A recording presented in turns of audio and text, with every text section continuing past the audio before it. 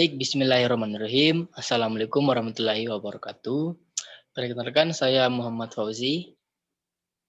Dan saya Nulinsani S. Nah, di sini kami akan mempraktekkan video konseling online dengan menggunakan pendekatan kognitif melalui via Zoom. Nah, di sini saya sebagai konselor dan teman saya Nur Insani sebagai konselinya. Langsung saja masuk pada praktek konselingnya. Assalamualaikum Pak. Waalaikumsalam nak. Bagaimana kabar kamu? Alhamdulillah sehat-sehat ya Pak. Kalau kita Ya, alhamdulillah sehat-sehat Ji. Mungkin ada yang bisa Bapak bantu sehingga Nak Insani menghubungi Bapak.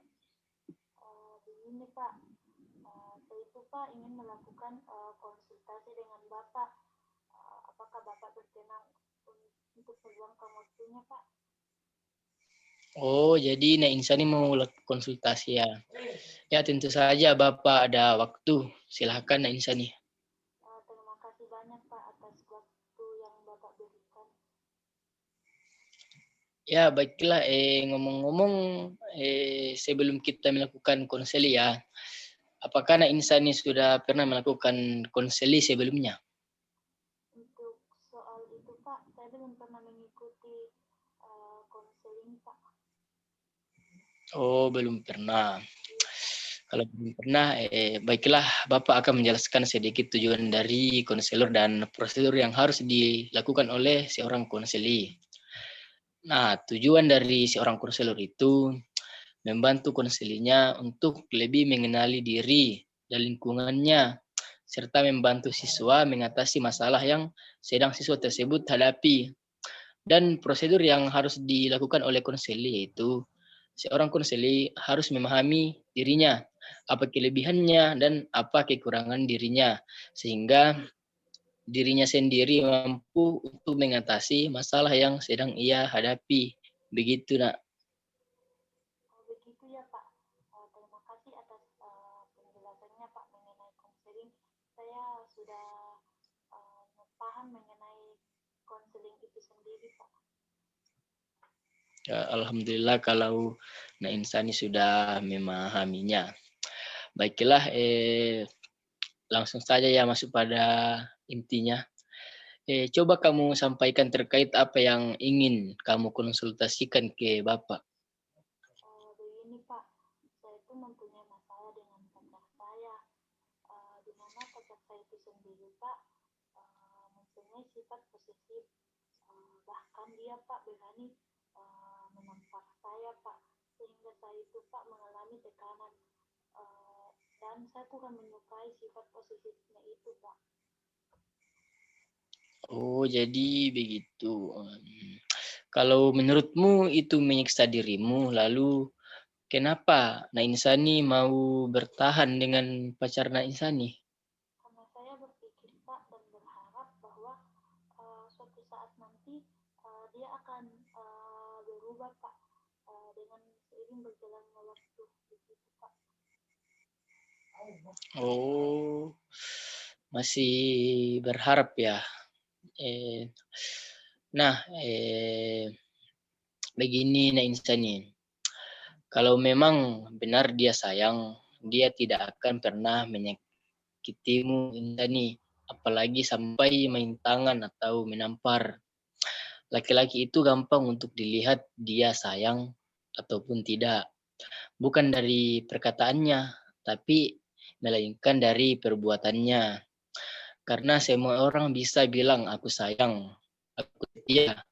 Tapi sebuah komitmen itu kan dari tindakan. Oh iya Pak, tapi saya bingung Pak harus bagaimana.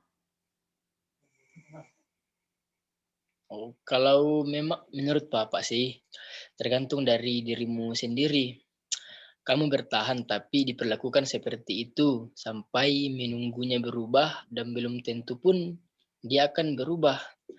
Kalau kamu merasa sudah tidak ada yang cocok, Bapak sih percaya orang itu sulit untuk berubah.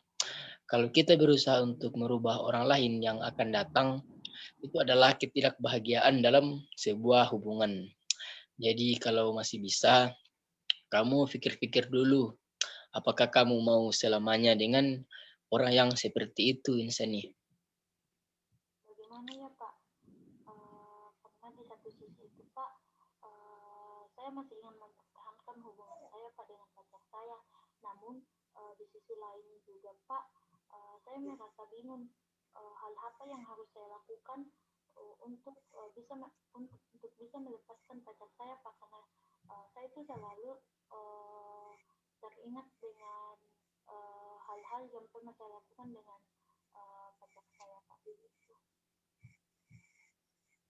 Oh, jadi menurut Bapak tuh begini, saran dari Bapak yang harus Insani lakukan itu dengan mencari kesibukan lain, kesibukan yang positif, dan Insani harus mencoba untuk melupakannya.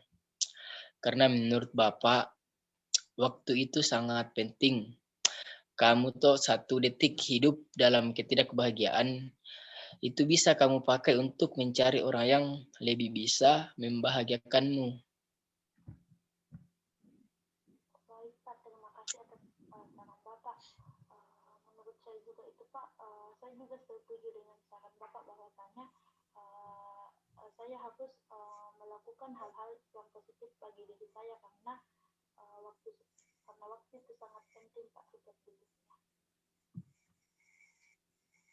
Ya, bagus sekali Nur Insani. Jadi tugas kamu sekarang yaitu kamu harus belajar untuk melupakannya dan memaafkan dia. Dan juga kamu harus berusaha untuk menjadikan hal tersebut sebagai sebuah pembelajaran dan jangan sampai terulang untuk kedua kalinya. Iya Pak, saya akan berusaha untuk memperbaiki hal-hal yang menurut saya itu Pak salah.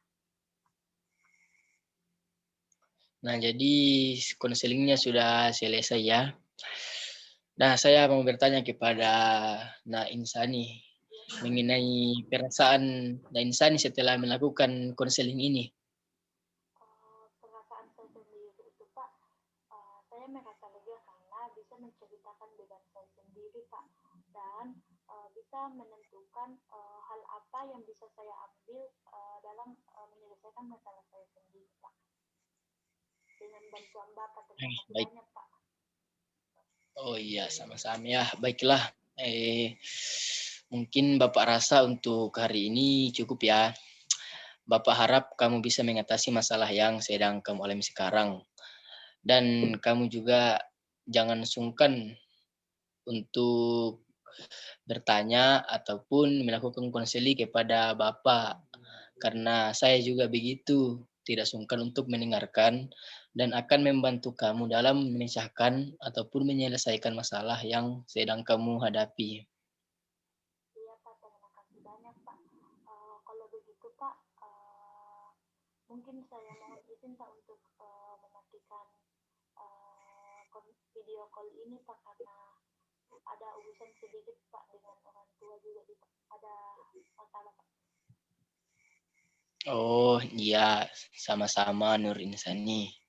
Silahkan kalau memang mau matikan. Sekali Dan lagi, kalau memang masih ada yang mau dikonsultasikan, jangan sungkan-sungkan ya. iya Pak, sekali lagi terima kasih atas waktunya Pak. Ya, sama-sama. Assalamualaikum Pak. Ya, waalaikumsalam warahmatullahi wabarakatuh.